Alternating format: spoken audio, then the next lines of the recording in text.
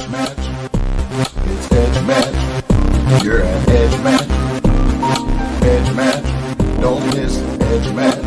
Don't miss edge match. You're an edge match. Edge match. Don't miss edge match. Don't miss edge. Hello, everyone, and welcome to EduMatch. We are so excited to have you here, and I'm super excited because tonight, once this airs, this is going to be the launch of an amazing book, Ben and the Amazing Animal Adventure. So here tonight, we have the creators of the book. So we have here with us, we have Dr. Denise. Y'all already know her and love her very much, and you all also will love Sarah and Leslie if you don't already know them. So we're going to go ahead and have you all introduce yourselves, please. Hello, my name is Denise, and I am a teacher educator at Georgian Court University, which is in central New Jersey. I have also been a public school teacher for more years than I'm willing to admit.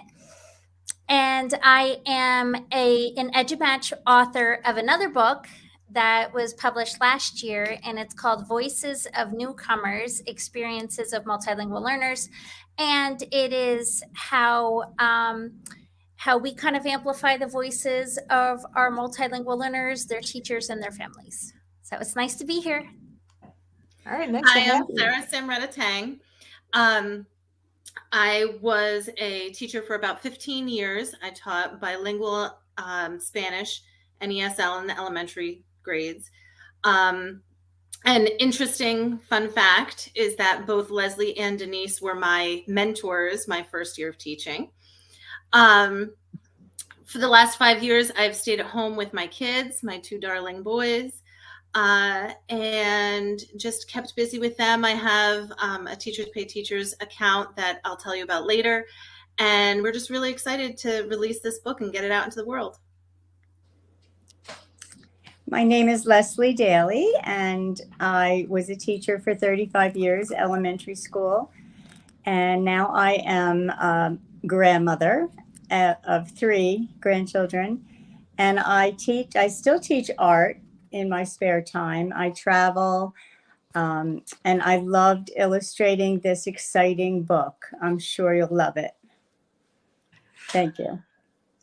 Thank you. That is fantastic. So it's great to see all 3 of you, and thank you all so much for everything you do. Like, this book is amazing. Like, I remember the very first time that y'all shared it with me, and I was just like, oh wow, I've never seen anything like this.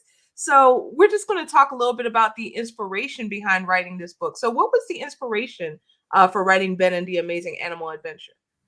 So the inspiration kind of dates back. However, as you could see, this is like a hometown collaboration here. We taught together so many years ago, and then this kind of brought us back together. So the special, even beyond the book. But in one of my teacher education classes about a year and a half ago, I was teaching about Dr. Gloria Ladson-Billings and mirrors, windows, and sliding glass doors.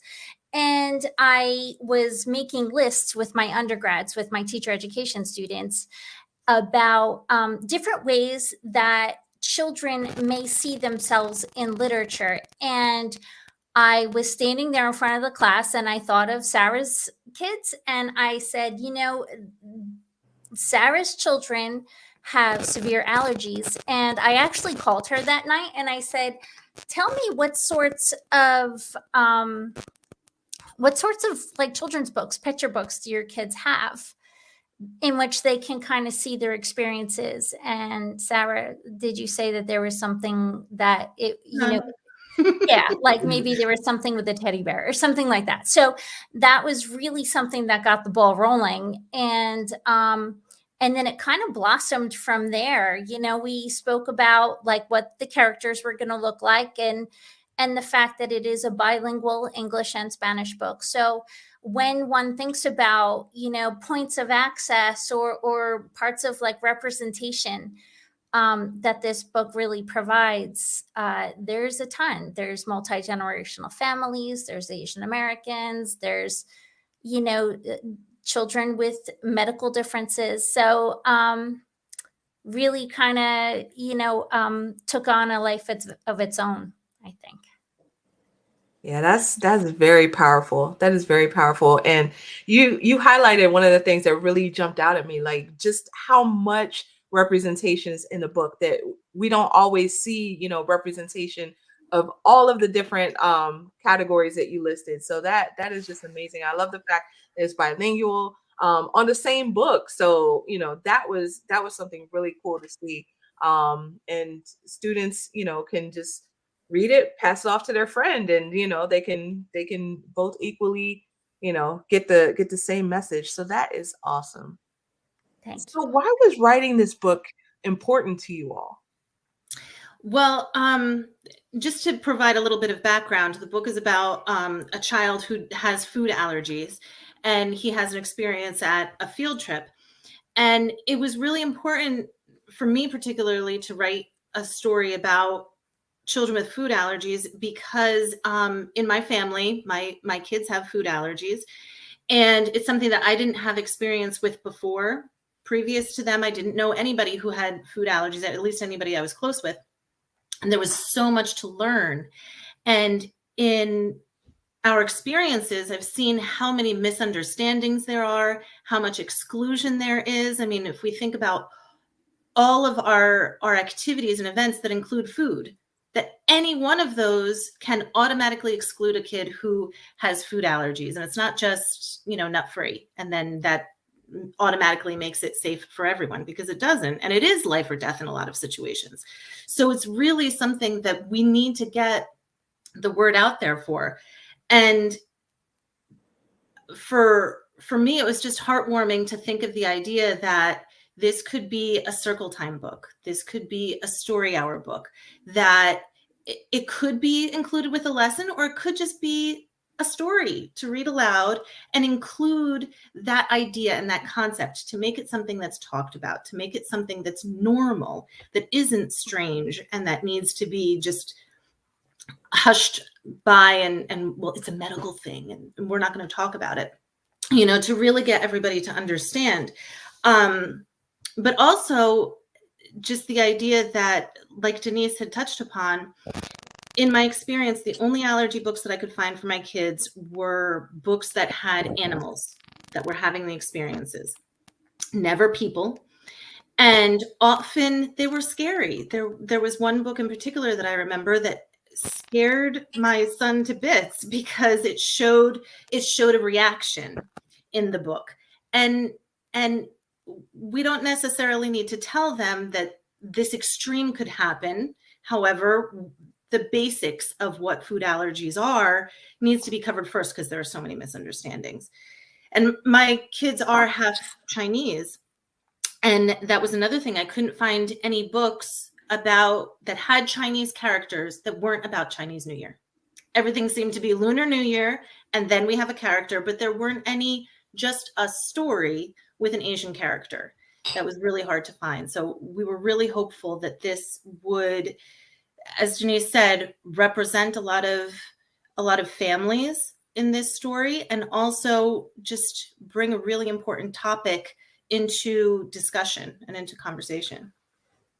And we do have like discussion questions and even guidelines for the grown-ups in there as well. So yes, it's a picture book, and wait till you see Leslie's illustrations. They're just out of control. But it really is meant to be kind of that and so much more. Yeah, totally, totally. And just everything you said. And as you all were talking, and I was just thinking about my experiences as a classroom teacher when I taught the younger grades, and how a book like this, I would love to have read this to my students, during circle time, as you said, especially, and even if there's not a student in the class who has food allergies, but if there is, as you were saying earlier, Dr. Nice, about the windows and the mirrors, so all of that. So I absolutely love what you all are sharing. So you spoke about the children and the picture book. You spoke about the guiding questions and the parameters. So let me just ask you, who is the audience that you all have for Ben and the Amazing Animal Adventure? We're hoping that all everyone will read this book, especially schools, teachers in schools and administrators, parents, grandparents. I mean, the whole gamut. I think it's important for everyone to understand that, you know, children with differences need to be accepted and not, you know, misunderstood. I think it really should be a book for everyone, starting, you know, with the younger children in grammar school. And Yeah. like you had said previously, we really wanted to make an effort to make sure that it was bilingual. So it would be accessible to bilingual classrooms as well, to Spanish speakers, to the grandma who only speaks Spanish who wants to read it to their grandchild. So we're really hoping that the book is accessible to that many more people. And, you know, and Sarah, kind of jump in or correct me if I'm kind of misspeaking here, but I have found sometimes if a family says, you know, something at a birthday party or in the classroom or something about a child having an allergy, people sometimes greet that with annoyance. And I think that it's the fact that they just don't know. And that's kind of where we were coming from with those guidelines and even just trying to like almost put a face to, you know, this type of experience and to try to, you know, explain the feelings behind it. Not that the kid is doing something wrong or the family is just looking to be a pain. Nobody chooses that. So Yeah, totally, totally. Yes, this is a powerful, powerful resource. And again, I have to give you all kudos for putting this out there and just really educating folks on food allergies and how serious they are and how they should be treated with empathy and sensitivity and care. So thank you all so much for that. So we have one more question for you all. If you could please share with us any other resources that you might suggest for readers, and also where can they find you online? Well, first of all, we'd like to invite anyone to check out those discussion questions that we did mention. They are posted on Teachers Pay Teachers as a free resource, so you don't even need the book to get those discussion questions. They are in like a worksheet format that could be used as journal prompts or put up onto the board so that the whole class can put post-it notes as part of the conversation. Within the book, there is a QR code, so you have a direct link to that. But otherwise, if you go on to Teachers Pay Teachers, the store is Eager to Learn English. That's the name of the store where those discussion questions are. But besides that, in general, for just some really trustworthy information on food allergies, on research, on advocacy, on personal experiences, FARE, F-A-R-E, is an organization that is very well known. It's at foodallergy.org. Also, kidswithfoodallergies.org and Allergic Living. Those are other resources that are great just to see personal experiences and to get actual information so that you're reacting appropriately and there aren't any misunderstandings. For me personally, I have an Instagram account where I do a little bit of blogging and some recipes and things like that about some of the challenges and some of the successes that we've had as a food allergy family. My Instagram account is fakeit.tilia.bakeit. Just as myself learning to create recipes and experiment with this or that as a mom. Leslie, you want to go ahead? Yeah, I know Leslie and Denise both have sites. Yes, mine isn't really in line with our book, but I do have an art website, lesliedaly.net. So that absolutely in line with our book and your yes, art. and I will put the pages of the book online. And you could find me on Twitter at Denise_Furlong. And and all the usual socials. but that's probably where I'm most active. So find me there. Yes, absolutely. Well, thank you all so much for creating this amazing resource and for also taking the time to just meet with us this evening. So congratulations on the book. So if you are watching this or listening to the podcast, that means that the book is available. You can find it on Amazon, Barnes and Noble, other places as well. You can also find it on our website at edumatchpublishing.com. You just click on the shop button and you can find it there. And if you do go through there, then there's like some gamified, more you buy, the more you save, or whatever they say on TV. So you can definitely check that out. In addition, if you want to buy a classroom set or if you want to do a book study, then just send us an email at edumatchbooks@edumatchers.org. And we got your back on that. So again, wanted to thank you, friends, for joining us tonight. Congratulations on your book Thank launch. you. Yes, Thank thank you you all so so much. much. Thank you very much. Thank you. And thank you to everyone for watching. So just stick with us, tune in on the next video. If I'm thinking correctly, I believe that the next video will be Dr. Nick Sutton, who will be launching his second book, which is a great book about life after COVID in schools. So definitely check us out for that. All right, everybody. So thank you again for tuning in. We'll see you next time. All right. Bye-bye. Bye-bye. It's Edge Match. Edge Match. It's Edge Match. You're at